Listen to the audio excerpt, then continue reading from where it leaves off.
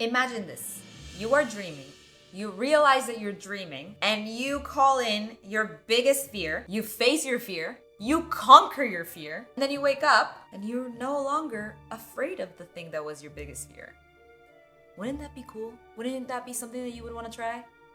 Well, let's get into it because that is exactly what I did when I was just 13 years old. And let me tell you, lucid dreaming is one of the most underrated methods for accessing your subconscious mind and ultimately conquering your fears. So with this video, I'm gonna share the story of how I beat a completely irrational fear, and I'll walk you through the methods that I used to be able to make this happen, to be able to have a lucid dream. And by the end of this video, you're gonna know how to do it yourself too, because it's actually pretty easy. And all it takes is a little bit of effort to start training yourself. And before you know it, you're lucid dreaming. And it's basically a self-hypnosis because now you are deep in your subconscious mind and you can start reprogramming all those fears, all those traumas that are so hard to get into. But through lucid dreaming, you can do it.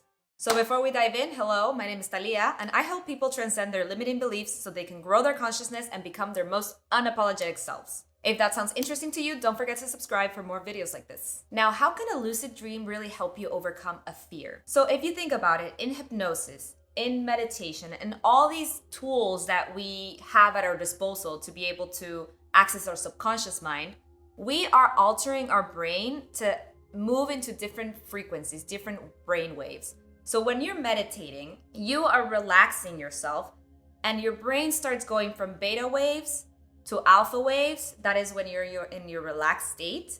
And then even deeper is your theta brain waves. And that is where you're in deep meditation. That is when you're in hypnosis state. You can also be in hypnosis state if you're in alpha, but it's not as effective as theta, because in theta, you are in way deep into your subconscious mind. And then the next stage is delta brain waves. That is the brain waves that you are in when you're sleeping. So in theta, we are still conscious. We're like in that in-between realm when you're falling asleep and you're still awake. So you are very conscious and you can call in any type of situation that you want to address and then maybe unblock. So that's a lot of the work that we do through meditation. But through dreams, you're not conscious. So that's why generally with meditation, we attack the theta state. But if you are in delta and you realize that you're dreaming, best of both worlds, because you are deep in your subconscious and now you're conscious. You train yourself to become conscious, right? So this is why it's so cool. And everything I share in this platform and all my channels, there are personal stories of really wild mystical experiences that I've had. And this one's so funny because I remembered it recently. It was one of the wildest experiences and one of the times when I really consciously reprogrammed my mind, and I didn't even know that this was what I was doing at that time. I had actually just learned about lucid dreaming and I thought it was super fascinating. I was 13 years old.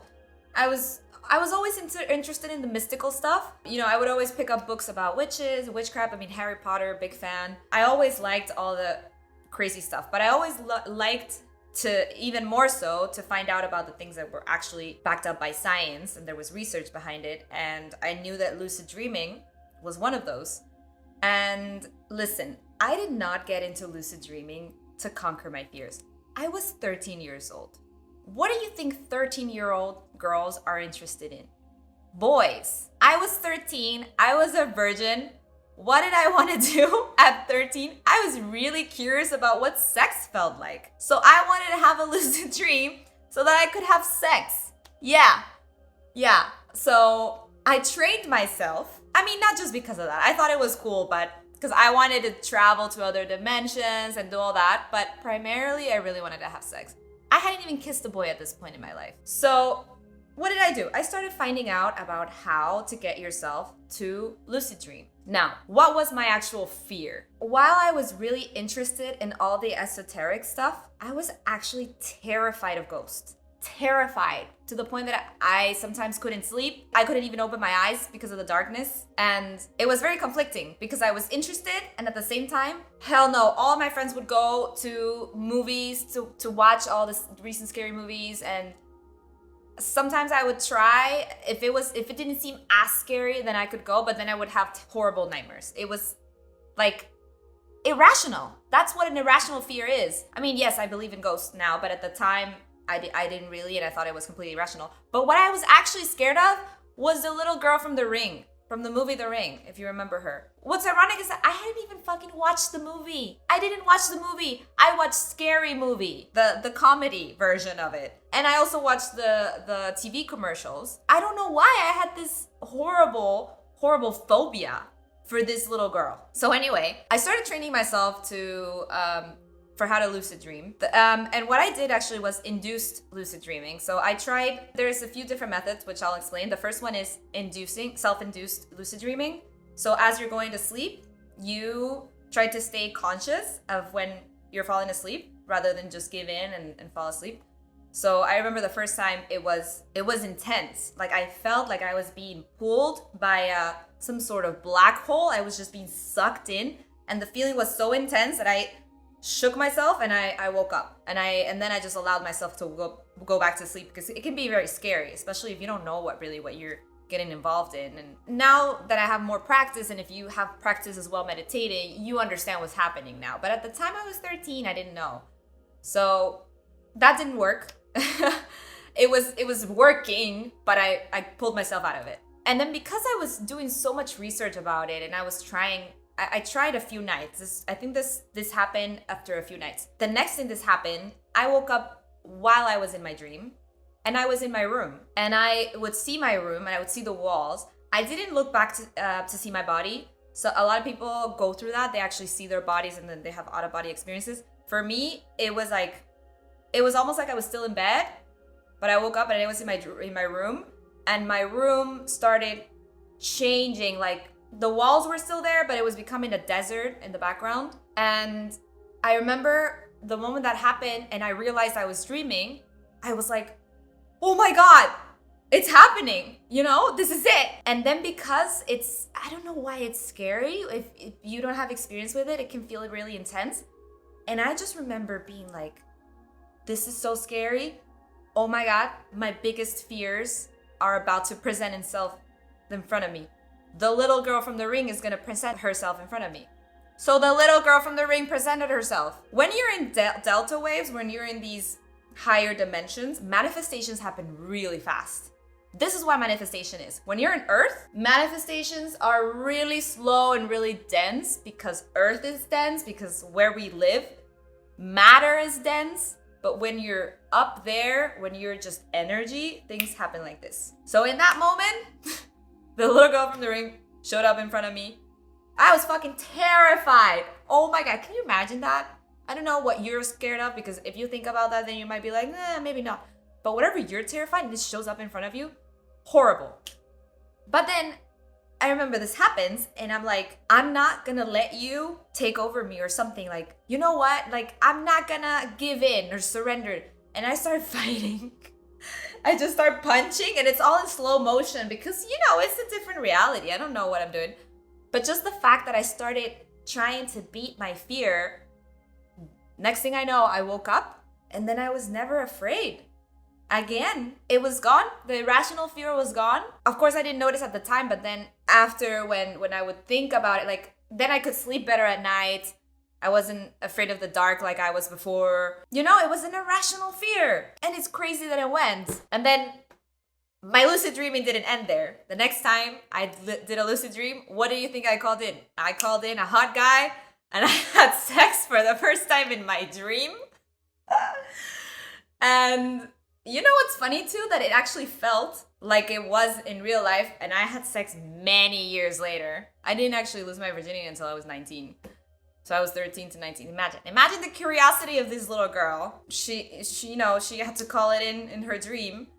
And anyway, I felt it. It felt exactly like it like when I actually had sex. So that's a little added bonus there, where I really think about it as it's collective consciousness, or it's my own consciousness from past lives that I already knew how I felt. Since then, I've had multiple other experiences lucid dreaming, but I only really have lucid dreams when I am constantly thinking about having lucid dreams. So it's like a manifestation, because I want to be having lucid dreams, so then it happens. So now let me walk you through all of the methods. So I mentioned self-induced.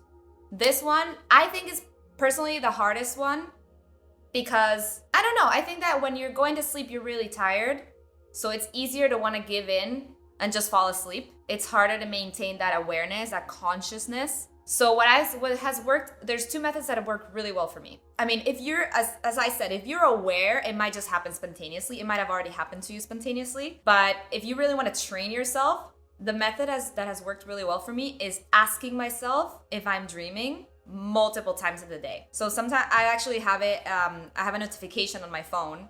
Okay, so here's my notification. And so I ask myself, am I dreaming? And you have to be very intentional, right? You have to look around.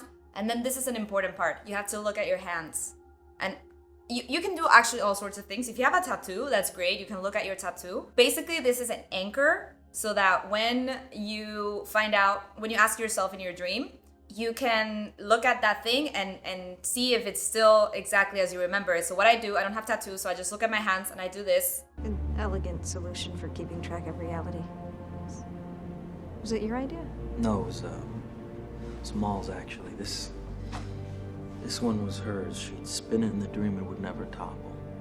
Just spin and spin. And multiple times since I've been doing this, my hands are not what they look like right now. They actually, one time they were sparkling.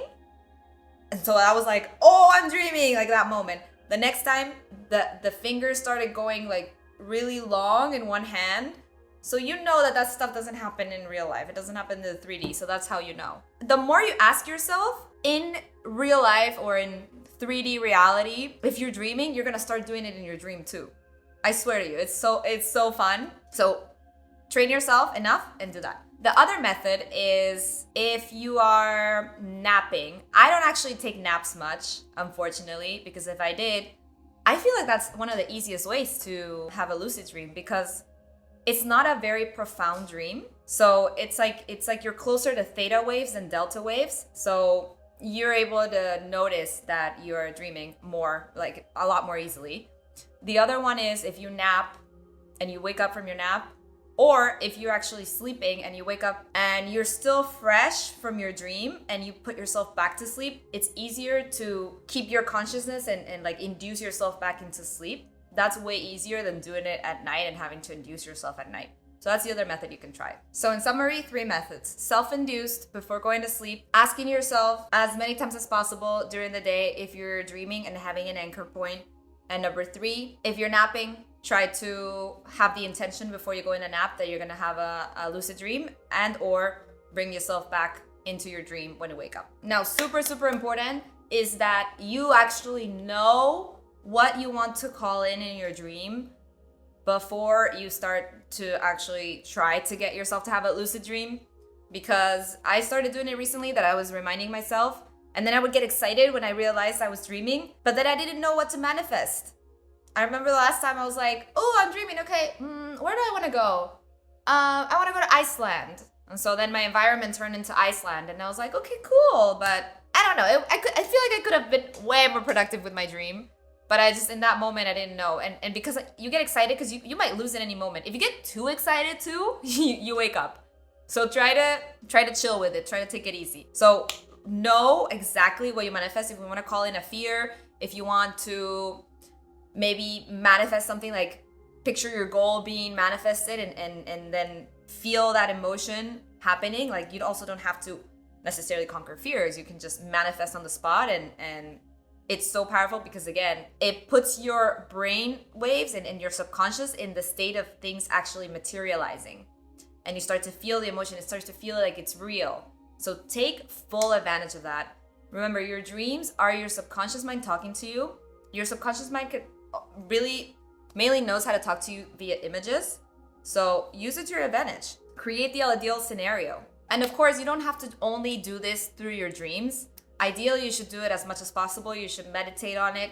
I have a free meditation, 5-minute meditation that you can do first thing in the morning to put yourself in the mindset of having your goals become a reality, of you being that new person that you want to be. So while it's super, super useful to do it with your dreams, with all the methods that I've shared with you today, to do it first thing in the morning is always ideal because, again, you are in that in-between state. Like as soon as you wake up, if you put yourself in meditation, you can still access theta brainwaves, which are super powerful. So the link is in the description for that 5-minute meditation. It's totally free. So go grab that. And as I said, be super intentional and super aware of what are the things that you want to call in, because that is the stuff that you're going to start manifesting into your 3D reality, into your actual Earth life. Thank you so much for watching. If you like this video, I think you will really enjoy my videos on quantum jumping. This is when I talk about moments in my life where I've done massive jumps in consciousness and how I did it. I also explain the methods that I used to get to this. So those will be linked here and in the description. And if you have any questions about lucid dreaming, or if you want to share an interesting experience or maybe another method that has worked for you, please leave them in the comments and let's keep talking about lucid dreaming. All right, thank you so much.